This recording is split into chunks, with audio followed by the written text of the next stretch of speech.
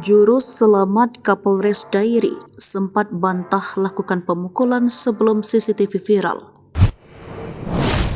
Sebelum video CCTV penganiayaan beredar, rupanya Kapolres Dairi AKBP Reinhard Hambonaran N. Ainggolan sempat membantah telah melakukan penganiayaan terhadap anggotanya.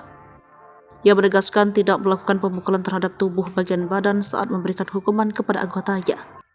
Bahkan Reinhard menyebut ada saksi yang melihat kejadian tersebut bahwa dia tidak melakukan kekerasan terhadap fisik anak buahnya. Ia menceritakan peristiwa itu bermula saat dirinya memanggil para petugas yang piket melalui HT namun tak ada jawaban. AKBP Reinhard pun kemudian melakukan apel dan mengaku mengambil tindakan disiplin. Selain itu, ia mengaku di ruangan provos tersebut dirinya berbicara baik-baik kepada personelnya untuk tidak melawan perintah.